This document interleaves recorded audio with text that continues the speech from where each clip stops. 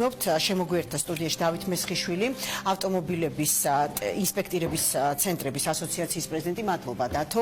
ჩვენ ახლა ვისმენდით ახალი კანონ პროექტის შესახებ ინფორმაციას და მაინც პირველ რიგში მინდა გკითხო, რომ აი ტექ დათვალიერებამ ჩემთვის მაგალითად როგორც რიგითი მოქალაქისთვის, ახლა რომელიც ძალიან სიღრმეებში არ ჩადის, მიუხედავად იმისა, რომ 27 წელი საჭირს ვეჯექი, მე 9 თვის წინ უარი ვთქვი მანქანაზე, იმიტომ რომ მივხვდი რომ მეც ვაწუხებდი ალბათ ჩემი გამონაბოლქვით გარემოს, ოჯახს, უბანს და ქალაქს.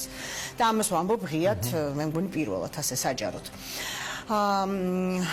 რა აზრი აქვს ტექ დათვალიერებას საერთოდ? თუ ჩვენ მაინც ხედავთ ყოველ ფეხის ნაბიჯზე გამონაბოლქვიან მანქანას. სხვათა შორის აქვე მინდა გითხრა, რომ შეიძლება ვცდილობ მაქსიმალურად ისე უხერხულად არ იქნოს თავი მძღოლმა, მაგრამ ყოველთვის მივანიშნო მძღოლს. თუნდაც მე რომ გვერდით ტრანსპორტით ვარ ფანჯრიდან, რომ თქვენი მანქანა ბოლოს მივუთითო ეს ჩუმად, იმიტომ რომ რაღაცა ისე სხედან და ისე მართავენ ამას, თითქოს ის ბოლი მათი არ არის. როგორ ახერხებენ ესეთი მანქანები ტექ დათვალიერების გავლას? რამდენიმე კითხვა არის ერთად თავმოყრილი. პირველ რიგში ეს. პირველ რიგში მე მაინც მინდა ვთქვა ტექ ინსპექტირების მიზანი რა არის, ხო? ანუ ზოგადად და ეს სოფლიოში რატომ აკეთებენ ტექ ინსპექტირებას? აკეთებენ ორადორი მიზეზით და ეს ორივე უკავშირდება ადამიანის სიცოცხლეს. ეს არის გამონაბოლქვის შემცირება, გამონაბოლქში მავნენივთიერებების შემცირება და მეორე ეს არის საგზაო სატრანსპორტო შემთხვევების შემცირება. აი ეს ორი მთავარი მიზანი აქვს ტექ ინსპექტირებას. ეს არის ყველგან ასე არის ევროკავშირის ქვეყნებშიც და ასე უნდა იყოს საქართველოშიც. ჩვენთან იმ დაკვირვებით, რომელსაც ჩვენ ვახერხებთ და ვახდენთ, მაგალითად საზოგადოებრივ ტრანსპორტთან მიმართებაში, ეს პირდაპირ კონკრეტულ თემაზე რომ გადავიდეთ, ჩვენ გვაქვს ვიდეო მასალა, აი ესეთი როგორც თქვენთან გავიდა ახლა ეთერში, ბოლოს სატრანსპორტო საშუალებების გზაზე. მე თვითონაც გადამიყია ასეთი ვიდეო და ქალაქი რომელიც კლავსზე გამიგზავნა. კი ბატონო. და ჩვენ შევადარეთ ინსპექტირების დროს ეს სატრანსპორტო საშუალებები ბოლოვდნენ თუ არა, არის ამის ვიდეო მასალა, შეგვიძლია ამის ნახვა. და ინსპექტირების დროს ეს სატრანსპორტო საშუალებები არ ბოლავენ და გვაქვს ისეთი შემთხვევები, როდესაც ინსპექტირება გაიარა, ისე რომ არა აქვს შეფერილი კვამლიანობა და ამავე დროს გზაზე მოხვდა 2 დღეში, რომ ისე საშინლად აბინძურებს გარემოს. აი აქ ჩდება ხო მთავარი კითხვა, რანაირად ახერხებენ ამას, არის თაღლითობა შეიძლება დავარქვათ გარკვეულწილად, არ ვიცი ხა სამართლებრივი ფორმულირება როგორ შეიძლება იყოს, მაგრამ აი იგივე ყვითელი ავტობუსების შემთხვევაში ჩვენ ვიცით, რომ ხდება ერთის აწყობა გარაჟში, ინსპექტირებაზე გაუშვებენ, გაივლის, მერე რომ ბრუნდება ამ ავტონაწილებს, რაც აქ ნათხოვარი ინსპექტირებისთვის აბრუნებს გარაჟში, მერე აწყობენ სხვა ავტობუსს და ესე ხდება, ეს ერთი. და მეორე ყვითელი მიკროავტობუსების შემთხვევაში, რომელიც უკვე კატასტროფულად გამოიყურება, არანაკლებ საზიანოთ, ვიდრე ყვითელი ავტობუსები. დიზელში ურევენ ბენზინის საწვავს, ან დიზელის მაგივრად საერთოდ ბენზინს ასხამენ ინსპექტირებისთვის, რომ გამონაბოლქვი არ იყოს. ხო, აი ეს არის, მე სხვათა შორის ავტოინჟინერებთან გავიარე კონსულტაცია, ეს რამდენად შესაძლებელი იყო, რაც ჩვენი ინფორმაცია ჰქონდა და აღმოჩნდა, რომ არის ასე შესაძლებელი. ანუ სისტემა ამ შემთხვევაში არ აღმოჩნდა მზად, რომ ესეთ თაღლითობებს გამკლავებოდა და კიდევ უფრო სამწუხარო არის ჩვენ საუბრობთ მუნიციპალურ ტრანსპორტზე. როდესაც ჩვენ შესაბამის სახელმწიფო სტრუქტურები სრულიად სამართლიანად მოგვიწოდებენ, რომ ტექ ინსპექტირება არის მნიშვნელოვანი, ან გადავსხდეთ კერძო ავტომობილებიდან საზოგადოებრივ ტრანსპორტზე და შემდეგ თავად ასეთ მანიპულაციებს მიმართავენ, არის ყოველად მიუღებელი და არის ძალიან ცუდი. ეგრეთ წოდებული კუკლის აწყობა ინსპექტირებისთვის ხო, ძალიან ცუდია და ძალიან ავტოპარკის ასე ვთქვათ, რაღაც სახელმწიფო პროგრამა, მიდგომა არსებობს ავტოპარკის გამოცვლის? არსებობს მთავრობის განკარგულება 2017 წლის, რომელიც არის მიმართული ავტოპარკის განახლების დავარქვათ, რომ ხელშემწყობი გარემოებები არის ჩაწერილი ამ განკარგულებაში. სამწუხაროდ არც ერთი ის პუნქტი შესრულებული არ არის. აქ იყო გათვალისწინებული მაგალითად ელექტრომობილების ჩანაცვლება არსებული ავტოპარკის ეტაპობრივად, როგორ უნდა მოხდეს, ანუ აღონისწებები გატარდეს და ბევრი ისეთი საკითხია, უტილიზაცია როგორ უნდა მოხდეს ჩამოწერილი სატრანსპორტო საშუალებების. ბევრი ისეთი რამ, რაც დაუშვათ გულისხმობდა ავტოპარკის განახლებას, მაგრამ ჩვენ მივიღეთ ის, რომ ამ განკარგულებიდან შესრულებული თითქმის არაფერი არ არის. ტექ ინსპექტირება არის მხოლოდ ერთ-ერთი დეტალი იმისთვის, რომ ჩვენ გარემო გავაჯანსაღოთ. ძალიან მნიშვნელოვანი. რომელსაც ქართველები ძალიან კარგად მორგებულები აღმოჩნდნენ ახლა თქვენგან ამ манипуляციებს რასაც ყვებით, ხო?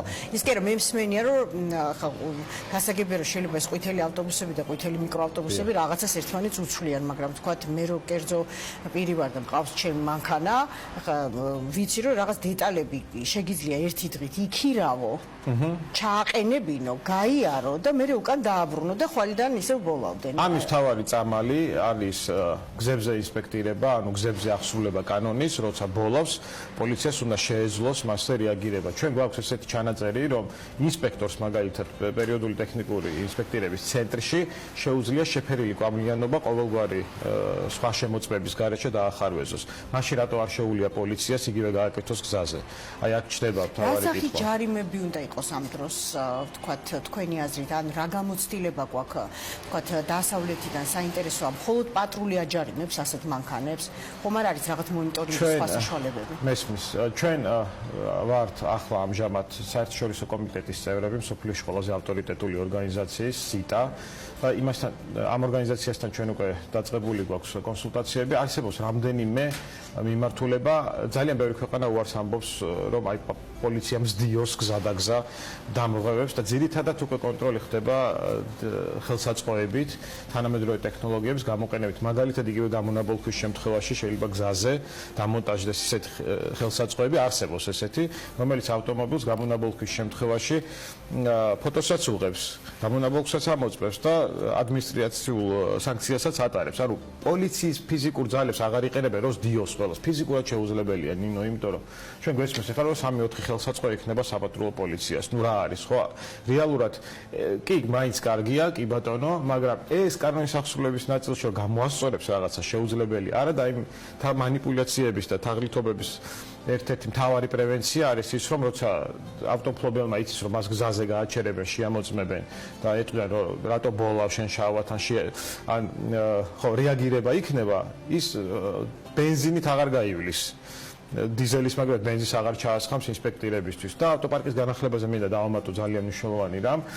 ეს არის ყველაზე მნიშვნელოვანი, რომ ინსპექტირებას დაეხმაროს პარალელურად ავტოპარკის განახლების პროგრამა. ასეთი სახელმწიფო პროგრამები არსებობს, ჩვენთან ის არ არსებობს, არის აი ეს როგორც გითხარით, განკარგულება, სადაც პუნქტები კი სწორად არის ჩამოწერილი, მაგრამ რეალურად სტრატეგიები არ არის. გამბაჟების სისტემა როგორი იყოს, ხო, ძველი ავტომობილის ახალი ავტომობილის გამბაჟება უფრო ძვირია ვიდრე 7-8 წლის. აი შეგიძლიათ ეგ ლოგიკა შემიძლია აგიხსნათ რა აგვიხსნეს ჩვენ როცა ეს გაკეთდა ჩვენ აგვიხსნეს მაშინ და გვითხრეს რომ ასეთი მოდელი გვაქვს გამბაჟების ანუ არის ძვირი მე სადღაც შუა 7-8 წლის 6 წლის არის იაფი და შემდეგ ისევ ძვირდება ჩვენ როცა და ითქვა რომ ეს არის ავტოპარკის განახლებისთვის მე ჩვენ დავსიტყვით მაშინ რატომ ჯდება ახალი ავტომობილის გამბაჟება უფრო ძვირი და ლოგიკა იყო ესეთი რომ ვინც ყიდულობს ახალ ავტომობილს მას ფული აქვს და ამიტომ მოდი გადაიხადოს და ეს არ არის სწორი ლოგიკა. ხო, სხვათება პირიქით უნდა რაღაცნაირად мотиваცია უნდა შეუქმნა ადამიანს რომ იყიდოს ახალი მანქანა და ამისთვის არ გაიწეწოს პირიქით. დეთანხმები გამბაჟების დღევანდელი მოდელი რაც არის მახინჯი თავისი შინაარსით, იმიტომ რომ ახალი ავტომობილი არ არის მხოლოდ ძვირადღირებული ავტომობილები არ ჩამოვთვლი, არის იაფიანი ახალი ავტომობილებიც რომელსაც ხელი უნდა შეუწყოთ ჩვენ რომ შეიძინოს ადამიანმა იაფიანი ახალი ავტომობილი. სახელმწიფო პროგრამის ნაწილი უნდა იყოს სესხები იაფიანი და განსაკუთრებით ელექტრომობილებზე, საერთოდ არის ბევრი ქვეყანა, სადაც ელექტრომობილებზე სესხებს გასცემენ პროცენტის გარეშე, რომ სტიმულირება მოხდეს. ჯერ სტიმულირება და ის რაც ჯანდაცვიდან დაიზოგება, წარმოვიდგინოთ ყველა რომ ელექტრომობილით დავდიოდეთ, რა თანხა დაიზოგება ჯანდაცვის ანახარჯი, ამიტომ სახელმწიფო ფიქრობენ რომ პრევენციისთვის კარგია თუ ერთჯერადად აი აქ დაეხმარებიან ადამიანებს, ამაგრე ჯანდაცვის ხარჯებში გაკეთდება ეკონომია, ოპერაციების და ასე შემდეგ. რასაც გამონაბოლქვი იწვევს. პირველი იანვრიდან უნდა შევიდეს, უნდა გამკაცრეს კიდევ უფრო, ხო? რამდენადაც მე ვიცი, ესეთი ნორმადგინდება გამონაბოლქვზე, რომ რამდენად შეიძლება ამ დროს დადგეს აუცილებლობა კატალიზატორების დაბრუნების მანქანებში. ხო, კატალიზატორებთან და რა დაკავშირებით თანხლებთან შეიძლება იყოს ეს დაკავშირებული? ძალიან აქტუალური კითხვა, იმიტომ რომ დღეს მაგალითად CO-ს შემცველობა რა პროცენტიც არის დადგენილი არ აჩენს კატალიზატორების ვალდებულებას. თუმცა მოქმედი რეგლამენტით და იმ ჩანაწერით, რომელიც ამ რეგლამენტში არსებობს, CO-ს ან გამკაცრება, იგივე CO-ს შემთხვევაში არის იმ დონეზე, რომ აჩენს უკვე დაზრდის კატალიზატორის მნიშვნელობას და აჩენს მის ვალდებულების ქონას. ანუ ჩვენ ეს წარმოვიდგინოთ მაყურებელს გონია რომ ხშირად მეც მეკითხები რომ შევა ავტომობილი და ინსპექტორი დაიწყებს კატალიზატორის ზებნას. არის თუ არა თუ იმ ავტომობილში ეს ასე არ არის, კატალიზატორი შეიძლება ვერც იპოვო, ესე ადვილად მით უმეტეს განსხვავებით Toyota Prius-ზე, რომელზეც ქურდობის ფაქტებია მომრავლებული, იმიტომ რომ ადვილად ხდება ამის დიახ. ანუ CO-ს შემცველ გამონაბოლქვის შემოწმება და ის კაცრი სტანდარტი, იმ კაცმა სტანდარტმა შეიძლება გააჩინოს ამ კატალიზატორის ვალდებულება. ეს ძალიან ჩვენ გვაწუხებს ახლა ეგ საკითხი ერთი მხრივ გარემოს ნაწილში, რომ გარემოს გაჯანსაღება გვინდა და მეორე მხრივ ავტოპარკიდან გამომდინარე 90% ჩვენი ავტოპარკის არის 10 წელზე უფრო ასაკოვანი და აბსოლუტურ უმრავლესობას მათაც ან კატალიზატორი საერთოდ არ აქვს, ან არის დაზიანებული უკვე შესაძლებელი. და ეს თანხა შეიძლება ერთი ავტომობილისთვის იყოს 1500, 2000 ლარი და ზოგიერთ შემთხვევაში გამორამ ავტომობილის თვითღირებულება შეიძლება აჭარბებდეს ეს ერთი დეტალი.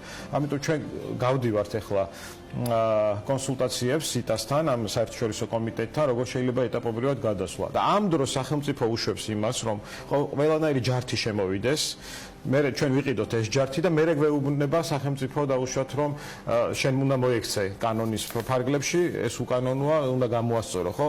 რის თქმა მინდა. ჩვენმა ყველა მეზობელმა დააწესა ევროსტანდარტი იმპორტზე.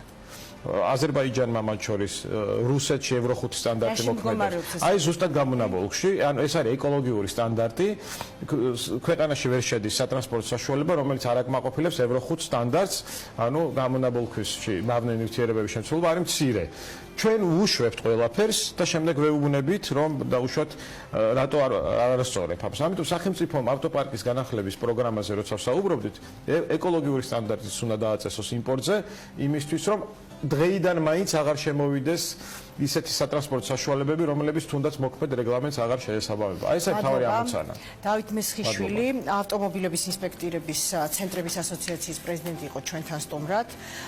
ვფიქრობ, ჩვენთვის ყველაზე მკივნეულ და საჭირო ერთ-ერთ საკითხზე სასაუბროთ, რომელთ ამ თემას პირდებით არაერთხელ დაუბრუნდებით კიდე ჩვენს გადაცემაში. მადლობა სტუმრობისთვის, გადაცემა ჩვენი ამით სრულდება. ხვალ 12:15-დან პირველამდე იმედი გვაქვს, კვლავ ჩვენს არხზე გაატარებთ.